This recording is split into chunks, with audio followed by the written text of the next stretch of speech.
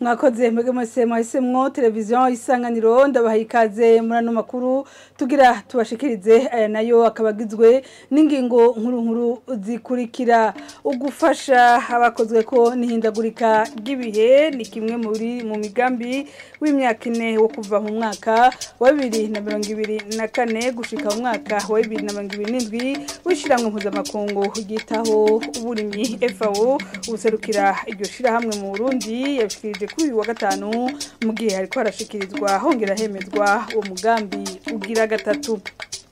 Utuzu twasugumwe tumaze imyaka irenga 3 tudakora mw'isoko ya Kizuka muri komine n'intara ya Rumonge ngo tugiye gusanurwa ivyashikirijwe na mustanire wa komine Rumonge bishimangirwa na buramatari w'intara ya Rumonge kuri uyu wa gatatu hasozerwa ingendo za buramatari w'iyo ntara mu mazone ageze iyo ntara. Nido ni mukanya.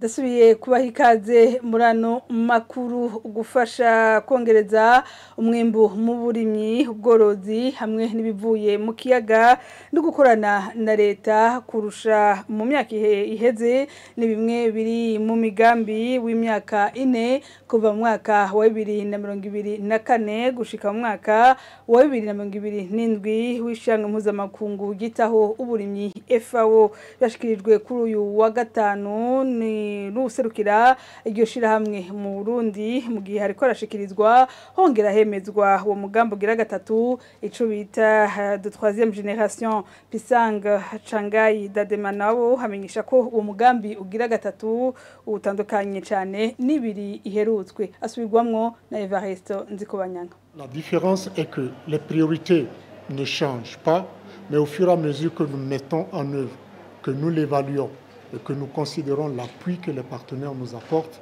nous les réactivons.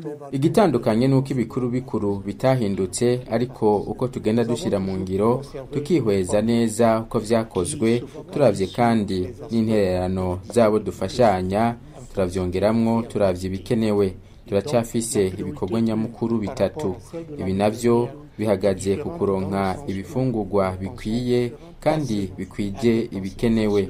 Igikorwa cya mbere cy'imyaka 4 gitandukanye n'ibiheruka kubera ko tugiye gufasha cyane mu burimyi ubworozi n'ivyo mu mazi ariko kandi dufashanya n'abandi tugashyira inguvu mu koreranira dushizemwo bishasha. La deuxième différence vient au niveau de la priorité numéro 2 où nous travaillons initialement que sur la gestion durable des ressources naturelles. Ikindi kigira kabiri twahora dukorera gusa ku gutunganya ubutunzi kama bw'igihugu. Ubu rero tubona ko twobitunganya ku buryo burama turavye ingene ibiza bigwira. Tugakorera kandi ku kungene abanyagihugu babaho naho hoba ivyo biza. Ahanini abakenyezi n'ugwaruka bashigwa imbere. C'est comment est-ce que nous déclinons les interventions. La troisième priorité, c'est celle de l'accompagnement, si on peut dire, institutionnel et organisationnel. Le gouvernement veut aller... Igikorwa nyamukuru kigira gatatu cagumye uko cari cerekeye gufashanya na leta. Leta ikoze icerekeye ubuhinga bwa none turafashanya. Ikoze ku biharuro mfatirwa ko mu burimyi turayifasha. Ivyo ntivyahora mu migambi ibiri iheze. Uno munsi tuvuga ibikorwa bibura kandi binyaruka. Nous parlons aujourd'hui des actions d'alerte précoce et actions. Muradutunga akabari kasubirwamwo na Jean de Dieu Irakoze amakaye hinguriro nako BMAC gashize habona ubwoko bw'amakaye bushasha gita iwacu buri kwisoko mu kiganiro n'amenyesha makuru kuri uyu wa gatanu Samuel niyo mugabo muyobozi mukuru w'iryo hinguriro asigura ko intumbero ari ugufasha abana b'igihugu kuronka ibikoresho by'ishure bikorerwa mu Burundi ku giciro kitavuna. Yongera ko iryo hinguriro rifise ubushobozi bwo gukora amakaye 1000 ku munsi. Kuri uyu munsi rero dushize ku isoko ikaye nshasha ya Bumake yitwa Iwacu. Kuyita Iwacu icyumviro cyaje kubera yuko murazi ko mu minsi yeze hagiyeho intara nshasha z'u Burundi. Kwikaye murabona ko ariho Iwacu i Burundi. Donc n'uburyo kugira ngo dufashe ari abakoresha ikaye kugira babone intara nshasha mugabo babone nibihingurirwa mu zo ntara nshasha zitandukanye.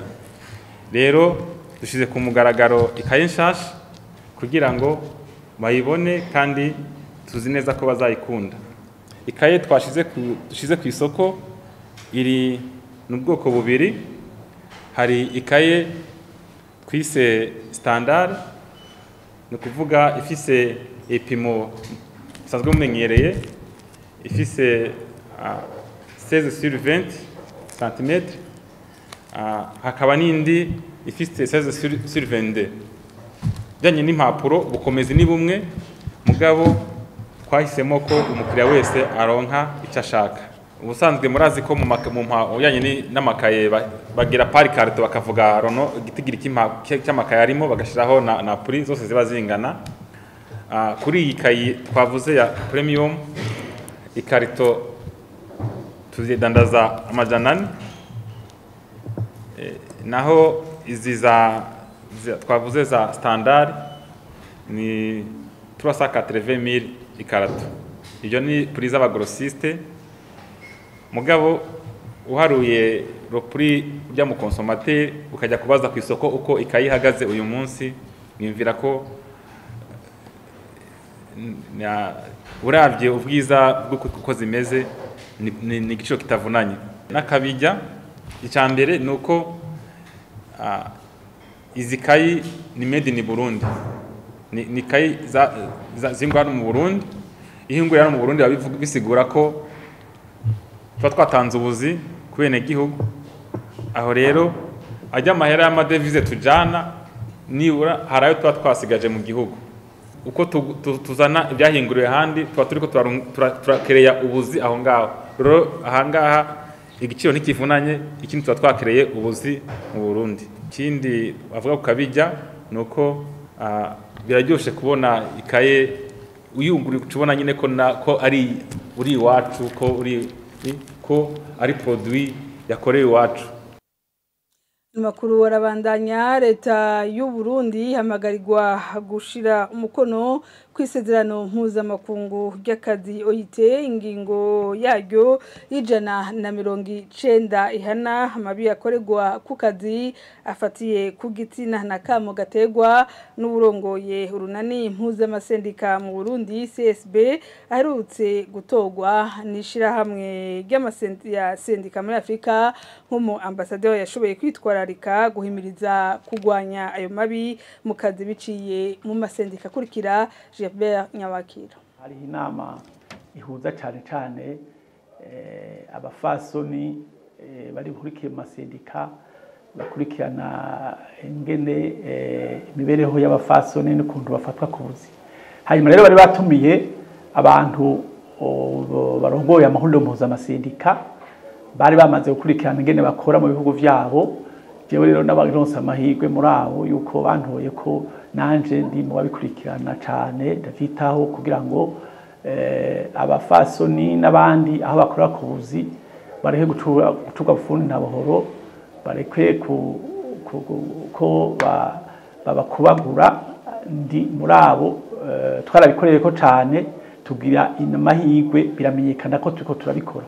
Nico gituma rero twaronse iki kidari urabona ngene cyanditse ko ambassadeur de la convention 190, no kuvuga amasezerano y'ishambuza makungu y'akazi. Iri sezerano ni sezerano rikomeye cyane rirakwemezwa nta minsi haciye ijyanyu ririkurikirana ijana na 91 ni rivuga yuko ingene abantu bafatwa n'abakubuzi bakabaturubika bakabafata ku nguvu bakabarya umutima gushika akazi gahungabana kubera ko imibano mu kazi ikigenda nabi.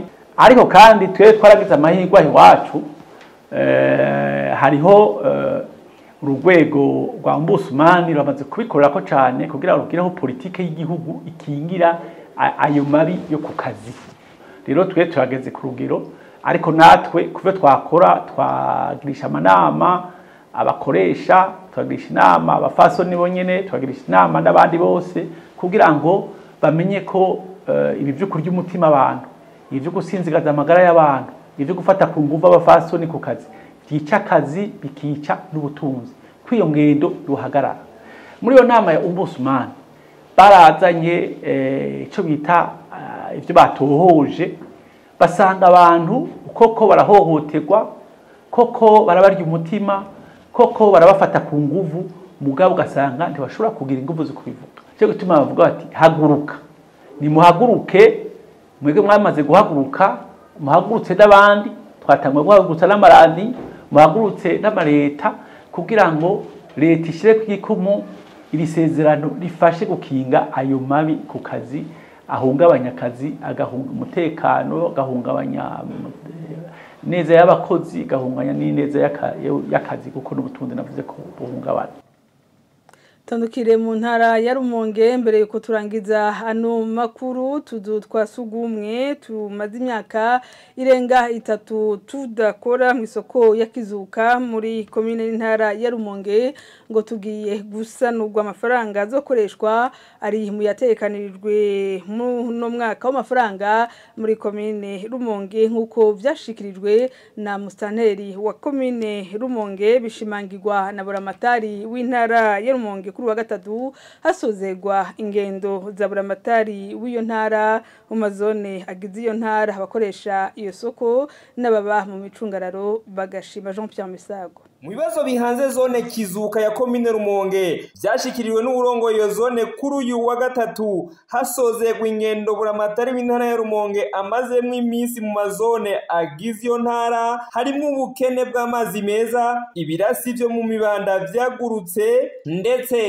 n'utuzu twasugumwe two mu isoko ya Kizuka tumaze imyaka irenga 3 tudakora, ibituma kwitabara cyane cyane ku minsi y'isoko bigorana, ugasanga imihana iri mu micungararo y'iyo soko niyo abaremye isoko bajamwo, nk'uko bamwe mu baba hafi yayo twahasanze babivuga. Abo bavuga ko ico kibazo catumwe nuko utwo tuzu twasugumwe twazivye, harabura kutuzibura, bamaze kugishikiriza inshuro nyinshi ariko kidatora umuti, bagasaba ko coza cava mu nzira. Ku kibazo c'ubukene bw'amazi meza ku mutumba wa Kizuka, Augustin Minani mustanteri wa komine Rumonge yishuye ko uwo mutumba uri mu yishira hamwe Amazi Water rigiye kubaka ko amazi ava mu kuzimu akaduzwa mu gikono n'umuyaga nkuba agaca kwiragizwa kujya ku mugenda usanzwe. Nayo ku kibazo c'utuzu twasugumwe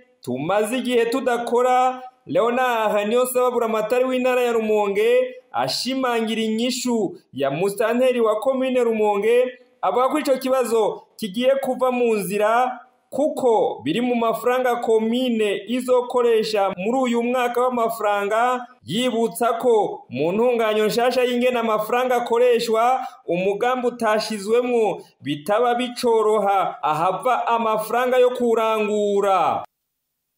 Rakoze Jean Pierre Misago. Akaba ari hano duciye turangiriza ano makuru. Ndabashimire mwebwe mwese mwariko murayakurikirana.